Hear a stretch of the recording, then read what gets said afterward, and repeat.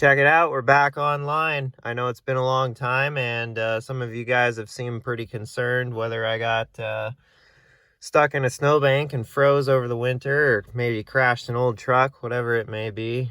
I've noticed some of your comments and you guys reaching out, wondering where I've been, and I know it has been a long time since I posted a video or did anything, so figured I'd check in with you, and I'm hoping to get some new content up here in the near future. I know I like to say that quite a bit, but you know, things get busy, it's hard to film stuff, and that is what this past winter has been. Made some changes, and some new work opportunities arose, and some life changes as well, so been busy with that kind of stuff.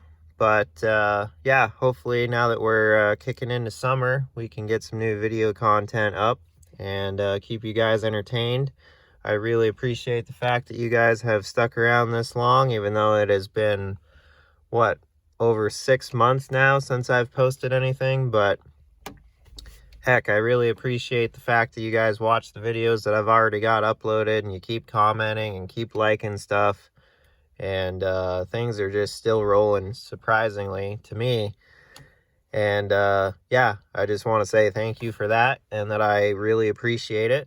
And thanks for sticking around and waiting for me. Anyways, now that we're kind of up to speed on things, I am fixing to show you guys a little something I've recently found on Facebook Marketplace. And if you're anything like me, you know, Marketplace can be pretty tempting from time to time. Well, more like all the time. And it's basically like the new morning newspaper. You get on your phone in the morning and you start scrolling, and you're looking at all the ads and the good deals on stuff, and eventually those good deals on stuff just appear in the back of your truck, or they're on a trailer behind your truck, and they're, next thing you know, they're in your yard. So I don't know what happens in between reading the paper and you know, the end there, but man, it just gets you every time. But anyways, I made a pretty good score, and just for a nice little check-in with you guys video, I'm gonna do a walk around and show you what I found. What do we got in the back of the truck now, you might ask? Some familiar sights.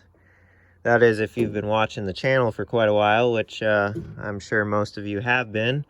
So let's get these things unloaded. We got some accessories with them, so that's always cool. But we'll get these things rolled out of here, and I'll give you guys a tour. Well, here they are unloaded. It's a good indicator right there.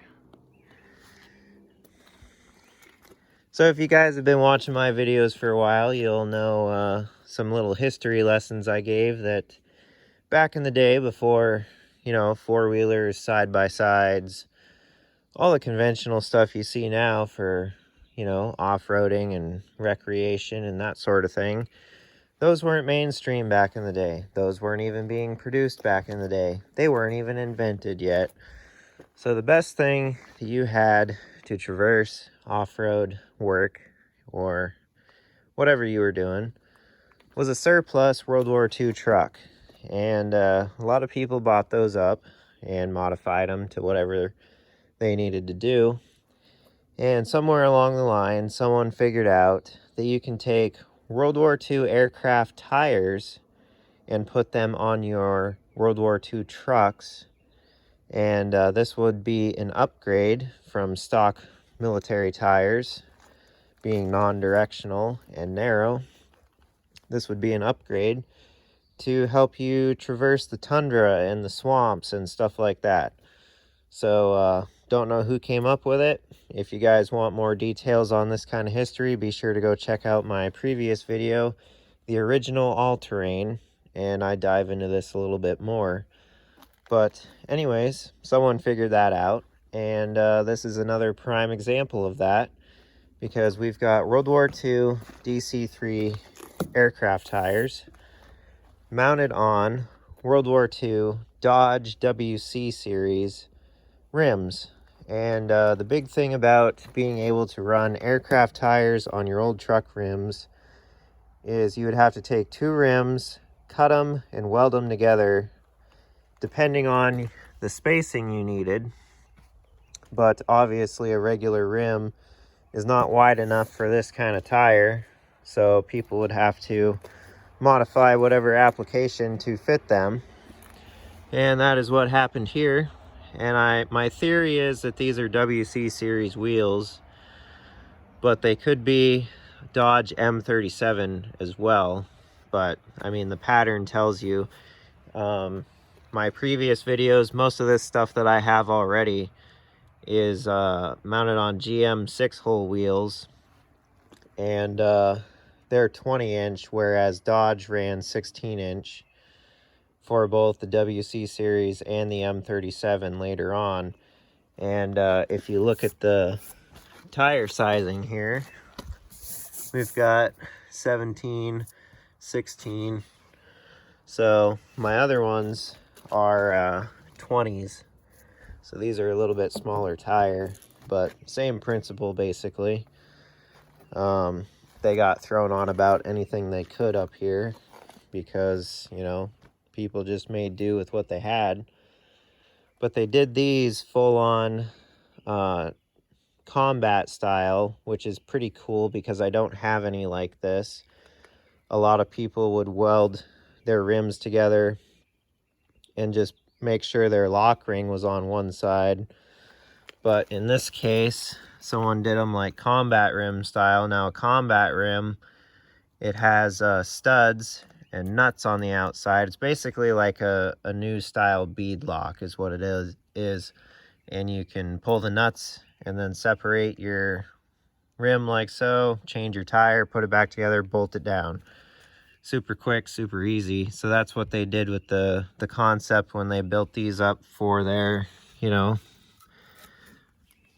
off-road truck or moose buggy or whatever they were wanting to do with it.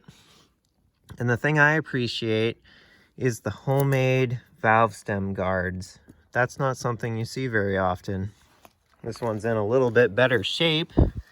This one was obviously not laying in the water.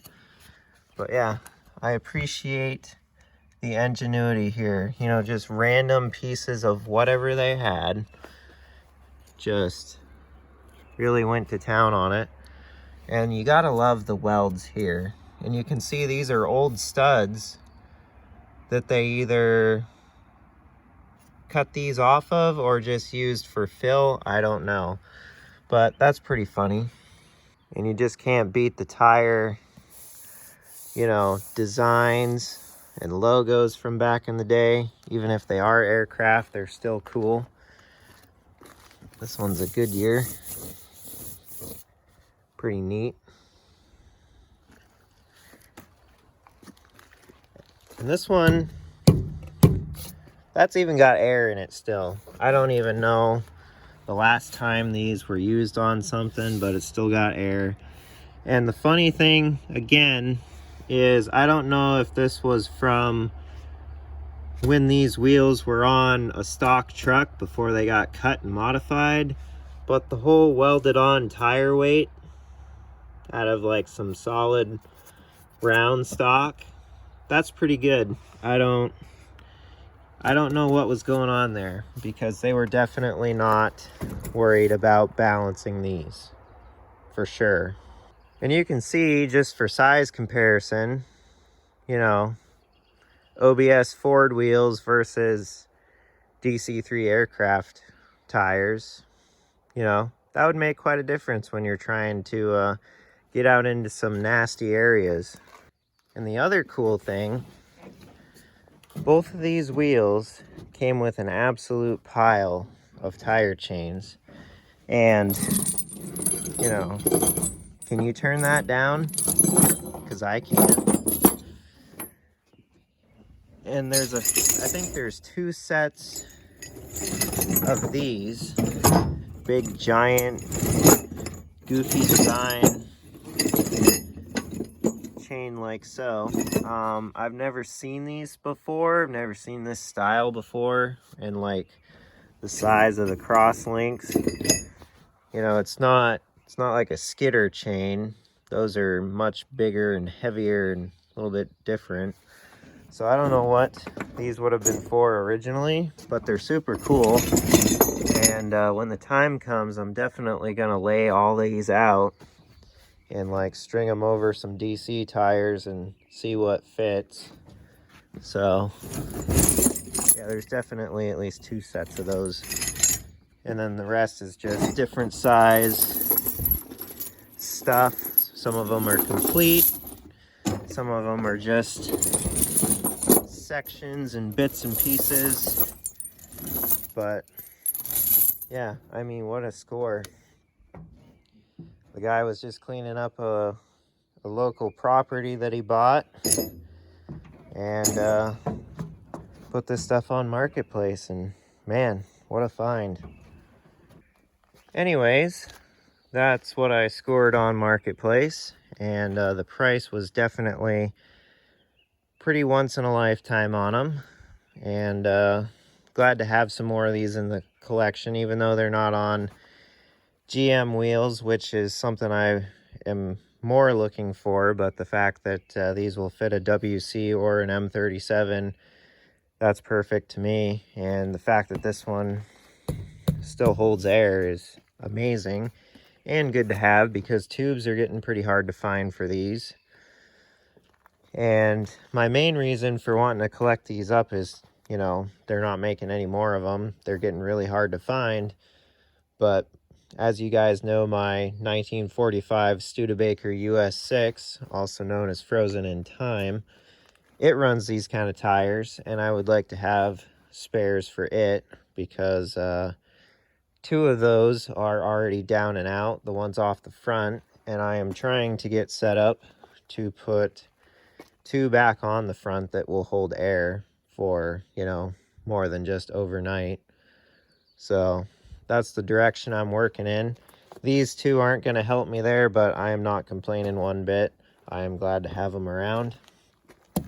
So that was cool in itself, and the tire chains are definitely going to come in handy for whatever. So yeah, not bad. Anyways, hope you guys enjoyed the little video here. Thank you for sticking around and watching my videos and being patient, waiting for me to come out of the dark. I really appreciate that. And definitely stay tuned. I've got video plans for this summer, and some good exploring adventures, and hopefully wrenching on some stuff and getting things fixed up and running again. So yeah, stay tuned. Thank you guys. Be sure to leave a like and subscribe, and definitely stay tuned for some future foolery. I will see you guys later.